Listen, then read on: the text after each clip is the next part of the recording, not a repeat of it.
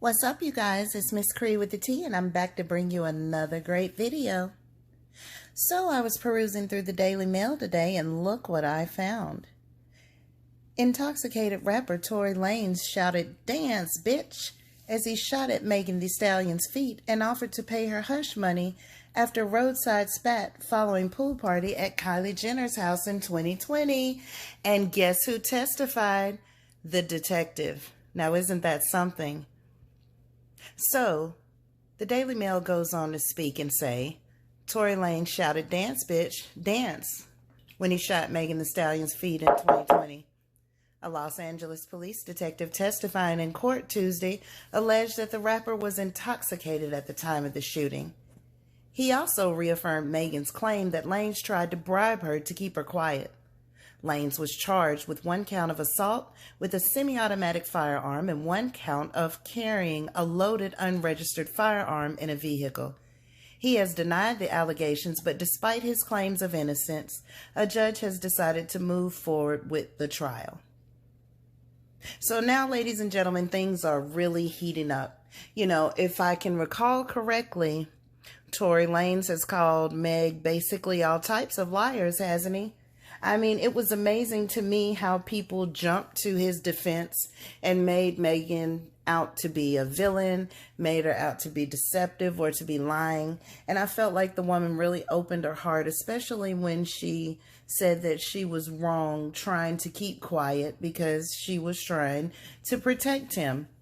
And then it was like he went on and made a mockery of her, you know? He got brought on stage by, wasn't it the baby? The baby brought him out on stage. They're jumping around, dancing. He gets some collabs. He releases a whole CD about the music and how she's not telling the truth and everything else. But here we go today finding out that the detective even testified of how Mr. Lanez was begging and apologizing at the scene. Now, it makes you wonder, someone like Megan Thee Stallion, who, by the way, last week just graduated college with a degree, right? A very intelligent young lady, sophisticated and clatchet in her own right. I mean, you know, even if you don't like her music, you have to respect her grind and her hustle. And this woman was reduced to just being a common liar. And I feel that that happens very often within our community, and it's something that we're going to have to work really hard to change. I also think that more women should smarten up and stop attempting to protect someone that is doing their best to harm you. I don't understand the justification of wanting to protect someone who hurts you. And the gall that Tory had to actually tell her, "Dance, bitch, dance." Do you know how degrading it is to hear something like that? And then he got his hairline tilted, you guys, and just came out and he was garnering sympathy from the incident. He was speaking with other people of his adamant innocence. "No, I didn't do that to that girl. That girl's lying. She's lying." Well, is the detective lying? Did the court documentation lie? Did the police report lie? See, this, I guess, is why he wanted to keep so many things silent. Because if he had come out and actually spoken on all of this and told the truth, he might not have gotten some of the benefits that he actually got from being with Megan and from this incident. And then it also makes me wonder. It makes me wonder how a person that you are supposed to be dating, that is supposed to care about you, could do this to you. And I can't help but wonder, you know, if he was dating someone else that wasn't a sister, if he was dating someone that wasn't ethnic, if he was dating someone else, if he was dating even Kylie, do you think he would have gotten drunk and pulled his gun out and shot at her feet while saying, quote, "Dance, B"? Do we really think that that would have been happening? It makes no sense how the minority woman is treated, and the black woman is treated the worst, unfortunately. And we really need to start looking at what the problem is and how we can fix this. I mean, It's one thing to do something to somebody. It's a whole another thing to do something to somebody and to admit you did it and not waste everyone's time. But it is a very special type of person that will do something to you, okay, deny it vehemently, and then make negative remarks about you as if you did something wrong to them. I mean, I'm telling you, this is terrible, and we really need to watch how we treat people and the way that we look at ourselves. Because if we grow to have more self-esteem and value in ourselves, we should grow to do better and stop allowing things like this to happen. We also need to stop jumping on the bandwagons before we have the facts. Okay? Jay-Z said it best. Men lie, women lie, numbers don't lie. Okay? The facts are not a lie. Okay? And you got a detective's word who was there on the scene.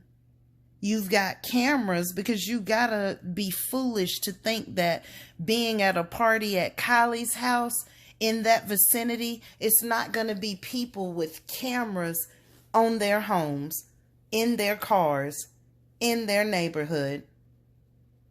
And also, as a public, sometimes we have to respect that sometimes all the information we want is not gonna all come out at once. So before we go bandwagoning and just jump into someone's defense, we sometimes need to wait for the story to come out. And I hope that all the people that had the jokes that they made about her, because they made all types of jokes about her, okay? He tried to interrupt this woman's bag, okay? He was saying negative things about her. He pops up at the big concert that they're having when he gets pulled on stage, knowing that Meg was out there and had just performed. Do we really think that that wasn't a psychological behavior of somebody trying to psych you out?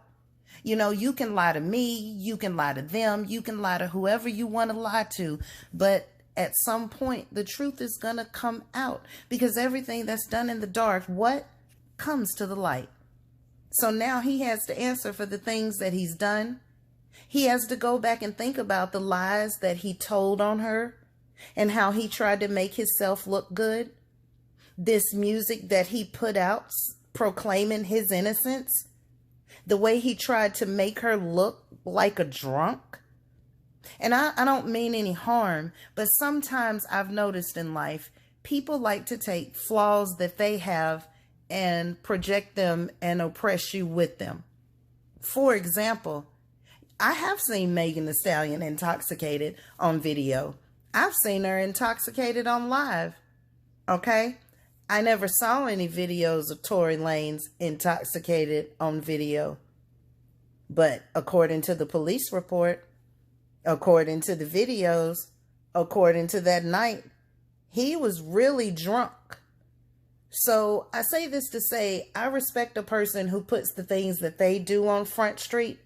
And there are some people that try to hide the things that they do. And then if they see a piece of it in you, they magnify it so that you won't focus on their flaws. And I think that's kind of what happened to Megan here, especially with him being that intoxicated. And a level of intoxication where you actually want to hurt the person you're with and say such a demeaning thing to her makes me feel like instead of calling her drunk, perhaps he should go into some sober living and try to figure out what is bothering him, because this is just deplorable. There they were right there happy. Look at that. Look at that. He wasn't even supposed to have a gun. It's an unregistered semi-automatic firearm. You got it up in the car. What are you doing, dude? And even if you had a weapon in the car, I understand you have to protect yourself. It's been a lot of incidents that have been occurring with celebrities, so there is a great need to protect yourself. I understand that. But how does Megan become the person that you want to violently assault with a weapon? I it's just so careless, and it's reckless, And it needs to really stop. That's why I think with bandwagoning, we should just sit back sometimes when things happen and look at the facts and wait for them to come out. Look at her foot. Look at that foot. I remember in Media Takeout and other places running stories saying they doubt that she got shot or she got injured because when they saw her perform again, she danced. And the one thing that I know about a lot of women, just women period, is that we have a lot of strength that people don't like to talk about. And it took a lot of strength for her, with her leg and her foot looking like that, to get up and dance like nothing happened. Like nothing happened. Meanwhile, you're getting scrutinized. Somebody's slandering you, dragging your name through the mud. And it's like you being punished and persecuted, and you're not the one in the wrong. You know, even in the court of public opinion, they were side-eyeing Meg. And now it comes out that Tory's guilty. I'm not going to say he's guilty, but I don't think that a detective would risk his career to testify what he saw on the scene when there are cameras and they have to give the report of the scene. Why are you apologizing to her on the scene? If you didn't do anything, it wouldn't be any need to apologize to her. If you didn't hurt her, it wouldn't be any need to apologize to her. Look at that foot. Can you imagine your livelihood being threatened by somebody that you were intimate with, that you had a relationship with? I don't think when she left to go to that party that night that she expected this to be the outcome. I really don't. And it's very sad what's happening right now. And I'm very thankful that the truth is coming out. Because you can only lie and get away with things for but so long.